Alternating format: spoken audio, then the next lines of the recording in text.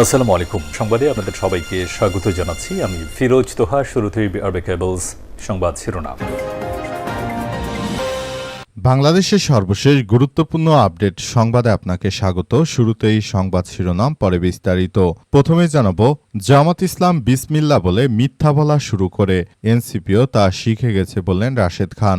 জামাত ইসলাম বাংলাদেশে বিসমিল্লাহ বলে মিথ্যা কথা বলতে শুরু করে জাতীয় নাগরিক পার্টি এনসিপির নাহিদির দলও তা শিখে গেছে বলে মন্তব্য করেছেন গণ অধিকার পরিষদ থেকে আসা বিএনপির এক নতুন নেতা।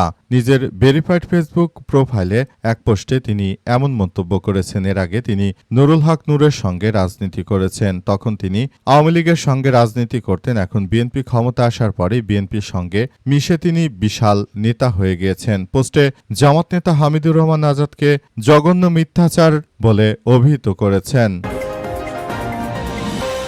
এরপর জানাবো, দলে নাম ভাঙে অপকর্ম করলে ছাড় নয় বললেন রুহুল কবির রিজভী।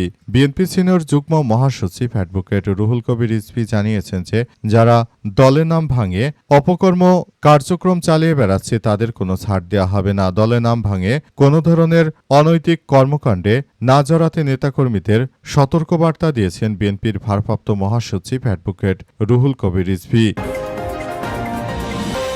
এদিকে গঙ্গাচড়ায় সড়কের কাজে নিম্নমানের সামগ্রী ব্যবহারের অভিযোগ, বরাদ্দ 2,71,00,000 টাকা।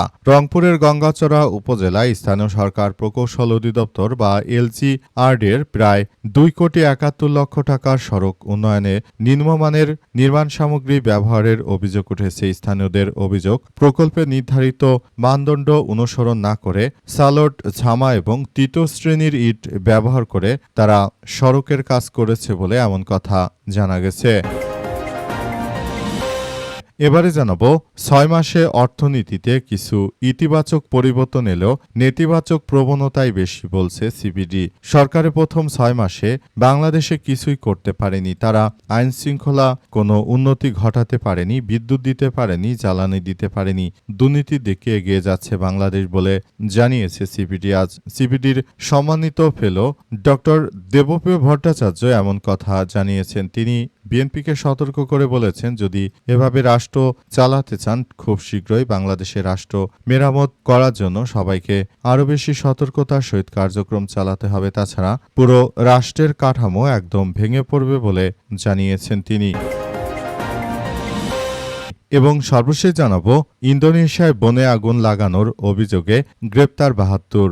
ইন্দোনেশিয়ার বন ও পিটল্যান্ডে আগুন লাগানোর অভিযোগে 72 জনকে গ্রেপ্তার করেছে দেশটির পুলিশ। দেশটির মধ্য পশ্চিম অঞ্চলের বিভিন্ন এলাকায় ছড়িয়ে পড়া ভয়াবহ আগুনে ব্যাপক ধোঁয়ার সৃষ্টি হয়েছে। সেই সঙ্গে ধোঁয়া সীমানা পেরিয়ে প্রতিবেশী মালয়েশিয়াতেও পৌঁছে গেছে। এই ঘটনায় ইন্দোনেশিয়ায় 72 জনকে গ্রেপ্তার করা হয়েছে, কারণ তারা বনে আগুন লাগিয়েছিল বলে জানা গিয়েছে।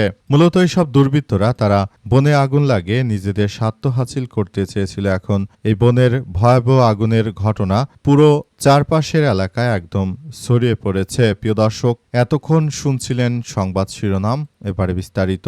তবে তার আগে বন্ধুরা অনুরোধ থাকবে, এই সংবাদটিতে একটি লাইক দিন। এই চ্যানেলে আপনি নতুন হয়ে থাকলে আমাদের সংবাদটি দেখতে দেখতে চ্যানেলটি সাবস্ক্রাইব করে রাখুন। কমেন্ট করে বন্ধুরা আপনার মূল্যবান মতামত জানিয়ে দিন আপনি বিশ্বের কোন দেশ থেকে বা বাংলাদেশের কোন স্থান থেকে আমাদের সংবাদটি দেখছেন এবং শুনছেন। আর বন্ধুরা, সংবাদটি আপনার সোশ্যাল মিডিয়া ফেসবুকে শেয়ার করে বন্ধুদেরও দেখার সুযোগ করে দিন। গাজা যুদ্ধে আপনি যদি নিরীহ ফিলিস্তিনিদের ভালোবেসে থাকেন বন্ধুরা, কমেন্ট বক্সে কমেন্ট করে পুরো বিশ্ববাসীকে আমাদের এই তাজা আপডেটটি দেখার সুযোগ করে দিন। আর বন্ধুরা, বিশ্বের যেখানেই থাকুন দেখতে থাকুন আমাদের এই লেটেস্ট আপডেট সংবাদ। এবারে বিস্তারিত। জামাত ইসলাম বিসমিল্লাহ বলে মিথ্যা বলা শুরু করে এনসিপিও তা শিখে গেছে বললেন রাশেদ খান। বিএনপিতে বর্তমান হাইব্রিড নেতা রাশেদ খান তিনি জামাতকে নিয়ে বারবার মন্তব্য করে বসে নেই। এবার তিনি জামাত ইসলামের হামিদুর রহমান আজাদকে নিয়েও তিনি মিথ্যাচার করতে শুরু করেছেন। পাশাপাশি তিনি নাহিদ ইসলামকে নিয়েও মিথ্যাচার শুরু করেছেন। তিনি জানিয়েছেন যে নাহিদ ইসলাম সহ জামাতের যারা নেতাকর্মী রয়েছে তারা নাকি বিসমিল্লাহ বলে মিথ্যাচার শুরু করে, অথচ এই রাশেদ খানের মতো এর আগে তারা যখন বিএনপি ক্ষমতায় ছিল না তখন তারা বলেছিল যে এই বিএনপি দ্বারা কোনো উন্নয়ন করা সম্ভব নয়, অথচ এখনই তারা বাংলাদেশের সব থেকে বড় নেতা হিসেবে নিজেদের নাম লিখিয়েছে। মূলত তারা বাংলাদেশে শুধুমাত্র নিজেদের স্বার্থ হাসিল করতেই এই পর্যন্ত তারা চলে এসেছে। তারা জুলাই গণ অভ্যুত্থানের সময় একরকম তারা এই কার্যক্রম চালাতে গিয়েছিল তৎকালীন সময়ে, তবে শেষ পর্যন্ত দেখা গেল যে গণ অধিকার পরিষদের এই নেতা নুরুল হক নূর তিনি মূলত পুরোপুরি ব্যর্থ হয়েছেন, কারণ তিনি এখন বিএনপির কাঁধে ভর করে ক্ষমতায় এসে আসলে নতুন করে যে ধরনের নোংরামির কথাবার্তা বলছেন সেটা রাজনৈতিক অঙ্গনে খুবই দুঃখজনক এক ব্যাপার হিসেবে দাঁড়িয়েছে। দলীয় পদে থেকে কোনো নেতাকর্মী দলের নাম ভাঙিয়ে যদি কোনো অনৈতিক কার্যক্রম করে তাহলে তার দায় দল নেবে না, তাই নেতাকর্মীদের কঠোর নির্দেশনা দিয়েছেন রুহুল কবির রিজভী।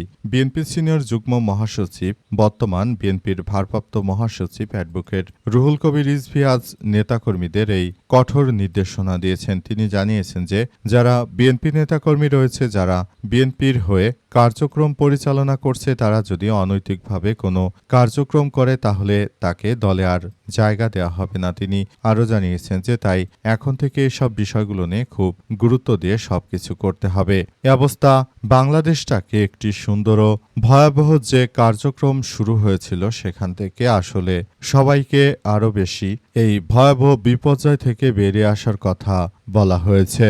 বর্তমানে আসলে যে ধরনের ঘটনাগুলো ঘটছে সেটি আসলে সবাইকে আরও বেশি কার্যক্রম চালিয়ে যেতে হবে, দেশটাকে একটি ভালো অবস্থানের দিকে নিয়ে যেতে হবে বলে সেটি আরও বেশি গুরুত্বপূর্ণ কার্যক্রম চালিয়ে যেতে হবে বলে এমন কথা বলা হয়েছে। গঙ্গাচড়াই সড়কের কাজে নিম্নমানের সামগ্রী ব্যবহারের অভিযোগ, বরাদ্দ 2,71,00,000 টাকা। রংপুরের গঙ্গাচড়া উপজেলায় স্থানীয় সরকার প্রকৌশল অধিদপ্তর বা এলজিইডি প্রায় 2,71,00,000 টাকা সড়ক উন্নয়ন কাজে নিম্নমানের নির্মাণ সামগ্রী ব্যবহারের অভিযোগ উঠেছে। স্থানীয়দের অভিযোগ, প্রকল্পে নির্ধারিত মানদণ্ড অনুসরণ না করে সাল্ট, ঝামা এবং তৃতীয় শ্রেণীর ইট ভেঙে তৈরির খোয়া দিয়ে সড়কের কাজ করা হচ্ছে। কোথাও কোথাও সড়ক বড় আকারের খোয়া ব্যবহার করার অভিযোগ উঠেছে।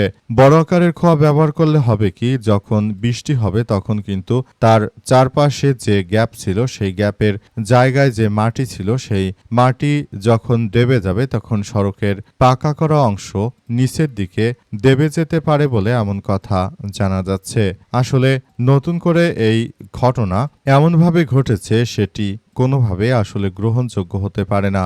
এটি বাংলাদেশের জন্য এক ভয়াবহ অধ্যায় হিসেবে দাঁড়িয়েছে। এই মুহূর্তে আমরা বাংলাদেশে যে ধরনের কার্যক্রম দেখছি তাতে আরও এক ভয়াবহ বিপর্যয়কর পরিস্থিতির সৃষ্টি হচ্ছে।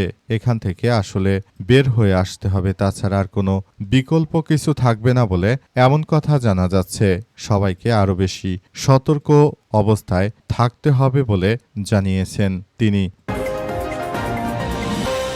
6 মাসে অর্থনীতিতে কিছু ইতিবাচক পরিবর্তন এলেও নেতিবাচক প্রবণতাই বেশি, বলল সিপিডি। বর্তমান সরকার ক্ষমতা আসার পর 6 মাসে বাংলাদেশে যতটুকু উন্নয়ন কর্মকাণ্ড হওয়ার কথা ছিল তার কিছুই হয়নি বলে জানিয়েছেন সিপিডি। সিপিডির পক্ষ থেকে আরও বলা হয়েছে যে এই বিষয়গুলো খুবই গুরুত্বপূর্ণ একটি বিষয় ছিল, কিন্তু আমরা এই কার্যক্রমগুলোকে একটি ভয়াবহ বিপদের মধ্য দিয়ে আসলে ঠেলে দিচ্ছি।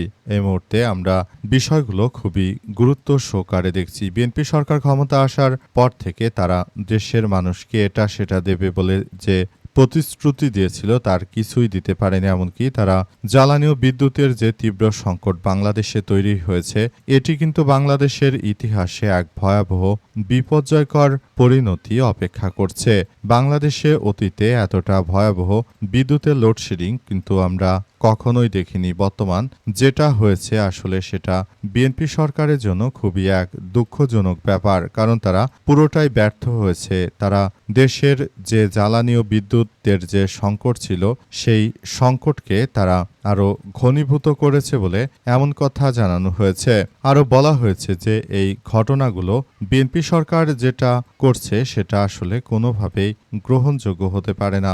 দেশটাকে তারা যে এক সন্ত্রাসের অভয়ারণ্যে পরিণত করেছে, এখান থেকে রাষ্ট্র কাঠামোকে বের করে আনাই তাদের সবথেকে মূল উদ্দেশ্য হওয়া ছিল, কিন্তু প্রকৃতপক্ষে তারা পুরোপুরি ব্যর্থ হয়েছে বলে জানান সিপিডির সম্মানিত ফেলো ডাক্তার দেবপ্রিয় ভট্টাচার্য। তিনি আরও জানিয়েছেন যে বিএনপির উপরে ভরসা করে সাধারণ মানুষ এতদিন ধরে যে কার্যক্রম চালিয়েছিল সেখান থেকে আসলে সবাইকে বের হয়ে আসতে হবে, কারণ তারা এক মরীচিকার দিকে ধাবিত হয়েছিল। বিএনপি সরকার আসার পর ক্ষমতায় তারা যে ইতিবাচক কাজ দেখাতে চেয়েছিল, কিন্তু আমরা দেখতে পেলাম 6 মাসে তারা দেশের কিছুই করতে পারেনি। উক্ত 6 মাসে তারা বাংলাদেশের উন্নয়ন তো থাক দূরের কথা, এমনকি তারা বাংলাদেশে এই মুহূর্তে এক ভয়াবহ বিপর্যয়কর পরিণতির দিকে ঠেলে দিচ্ছে। এখান থেকে মূলত আমাদের এই রাষ্ট্র কাঠামোকে যদি আমরা বের করতে না পারি, তাহলে ভবিষ্যতে বাংলাদেশ আরও এক ভয়াবহ বিপর্যয়ের মুখোমুখি হবে বলে জানান তিনি। তাই বিষয়গুলো নিয়ে সবাইকে আরও বেশি সতর্ক ও সজাগ দৃষ্টি রাখার কথা জানিয়েছেন সিপিডির এই সম্মানিত ফেলো। তিনি বাংলাদেশটাকে একটি সুন্দর ও সমৃদ্ধির একটি রাষ্ট্র কাঠামোর দিকে এগিয়ে নিয়ে যাওয়ার কথাও পুনর্ব্যক্ত করেছেন, যেটা বিএনপি বারবার বলেছিল, কিন্তু প্রকৃতপক্ষে তারা দেশকে তেমন কিছুই দিতে পারেনি। তারা মূলত শুধুমাত্র দেশে উপহার দিয়েছে চাঁদাবাজি, রাহাজানি, সন্ত্রাসী, ছিনতাই সহ এসব ঘটনা এখন বাংলাদেশে প্রতিনিয়ত হচ্ছে। এগুলো আসলে আমাদের সবার জন্য খুবই এক ভয়াবহ বিপজ্জনক পরিণতি অপেক্ষা করছে।